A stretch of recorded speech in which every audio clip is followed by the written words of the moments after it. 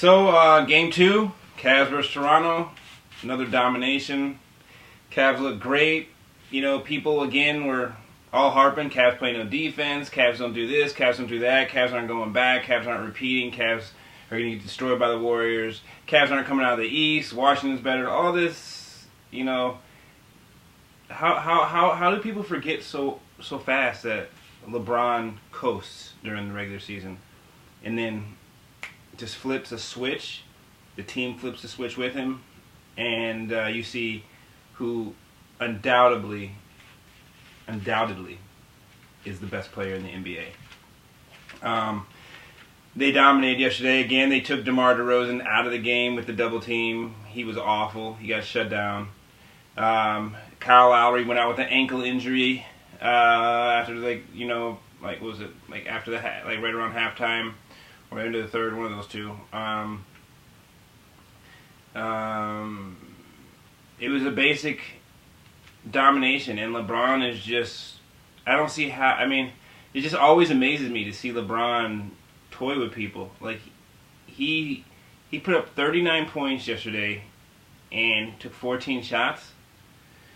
That's past efficient. That's just dumb. That's just dumb. He's on a level right now that only Jordan's been on. He is to me, he has definitely this is the best version of LeBron we've seen. It's not the fastest version. It's not the strongest version, although he's might as well be the strongest version. He's just as strong, I think, as he ever has been. But not the fastest, not the quickest, and not the highest jumping version of LeBron we've seen, because he is 32.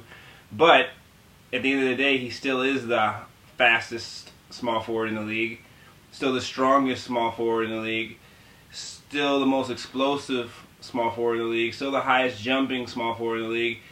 It's still the best athlete, period, in the league. He's still all those things, but his tricks of the trade, he's added to his game. It's just, he's playing at a level that's just like, I don't know. I've never seen a level this high where you can just coast through.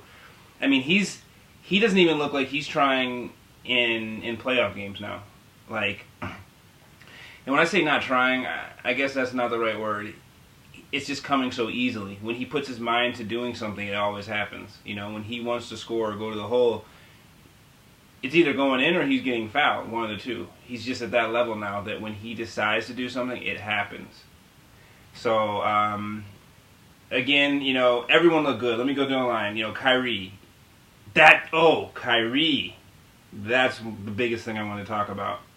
After watching that game, the biggest thing that I've seen, this is the biggest thing, Cavs, you guys are all, you know, LeBron, Cavs organization, you guys are smarter than me, smarter than anybody that's going to be commenting about you, but I do hope that if by some chance you do see this, obviously you guys know this as well, the key to the Cavs being the dominant team, being that team that wins it this year, is Kyrie just being a point guard. If he gets that 10, 11 assists every game and plays like he did last night, he made people better.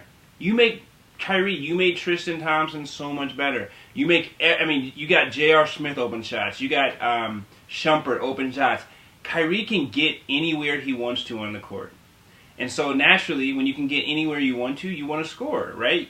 You can get to the hole. The only thing is, when you get all the way to the hole, you know, sometimes you're making a difficult shot. Now, Kyrie can make those shots, but what's easier? Making a double pump difficult shot, which Kyrie can make, or passing it to a wide open person for a dunk or open three?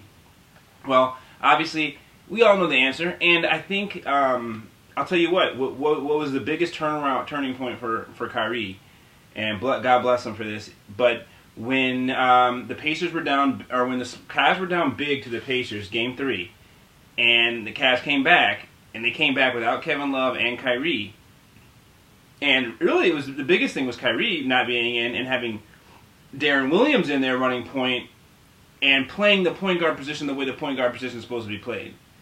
And they came back and won. And at this point in time, Darren Williams is not better than Kyrie, but Darren Williams is a point guard, a pure point guard who plays the game the right way, makes great decisions, and he's Darren Williams, don't even trip. He could easily start on the Cavs and lead the Cavs to a championship with LeBron if Kyrie wasn't there. He could do that because he's just that smart. He is a poor man's CP3 at this point, which is amazing, an amazing get for a team like the Cavs who needed a backup point guard so bad. But back to Kyrie. He made the game so much easier for everybody. And not just, the guy, not just all the role players, but LeBron. If Kyrie is going around playing the point guard position the way it's supposed to be played, now LeBron doesn't have to. Now LeBron is just a weapon that you can unleash. And he can concentrate more on scoring. He's always going to make the right play, but he doesn't have to totally run the offense now. Now he can just kind of coast. You see he loves that. He wants Kyrie to be the point guard. He wants Kyrie to make everyone better, including himself. And you saw how many open dunks. I mean, LeBron's getting open dunks all over the place now because Kyrie. So, Kyrie playing point guard the way it's supposed to be played. You saw he was like 6 for 21. Not, I think, like yesterday. Not a great shooting performance. But normally when he's 6 for 21, he's just 6 for 21. With like maybe an assist or two and a rebound or two, or 3. Yesterday, I did not notice that he didn't have a great shooting game because he was so amazing running the offense. Kyrie, there's nobody probably in the league more skilled than you.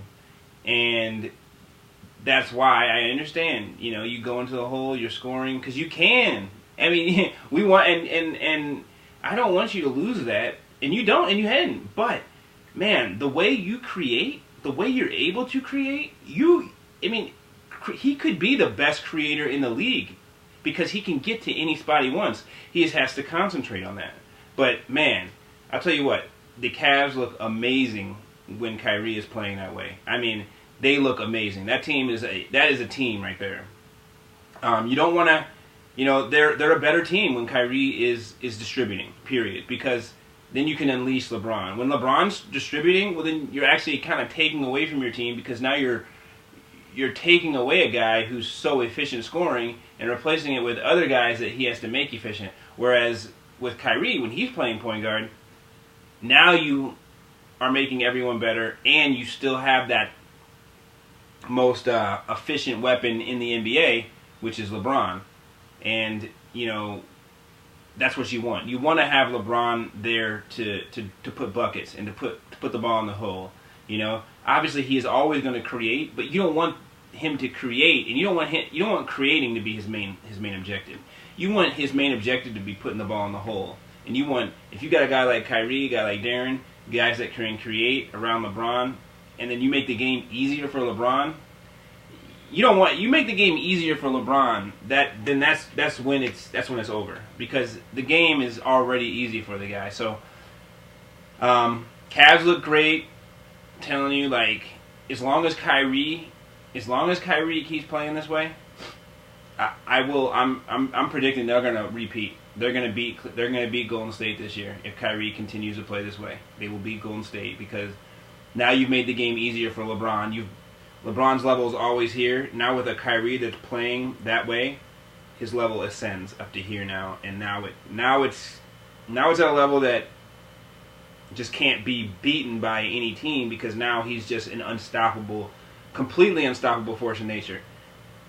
So again, Cavs are in great shape. I'm looking for a sweep. Obviously, you can't ever be too sure of anything after last year when the Cavs were dominating this exact same way and then Toronto ended up stealing 2. But very possible for the Cavs to go undefeated all the way to the finals. And same with Golden State. I was talking about that with a friend of mine. There is an opportunity here for 2 teams to go undefeated all the way to the finals. And that's Cleveland and Golden State. That would be amazing. That would be ridiculous, and I would love to see that. That finals matchup will just be the thing of legend. It will be. It's gonna be a legendary series again. I feel like Cleveland just got better. They got better during. They don't get better during the season because they just don't try. They just coast. They play not to get hurt, which is a smart thing to do. Because the only thing that matters for LeBron is championships. Nothing else matters for the guy. So and obviously points and all that, but it's Cavs are looking great.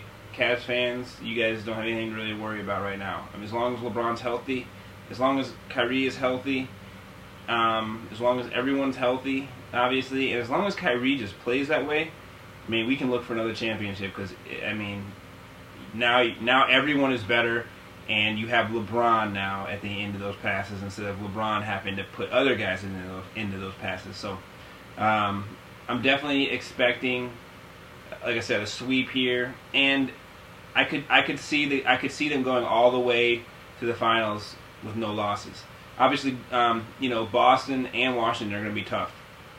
Either team's going to be tough, but you can't stop. You're not going to beat Cleveland, but it's going to be tough to sweep them.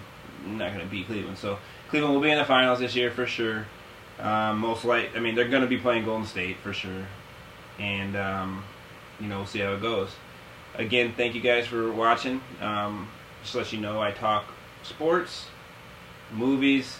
It's like 50% sports, 50% movies. Well, really, 49% sports, 49% movies, and 2% other stuff. I haven't really had some other stuff in there, but we'll definitely, if something pops up, I will throw it in if it's worth mentioning. But really, it's just sports and movies on this channel, and I thank you guys for watching.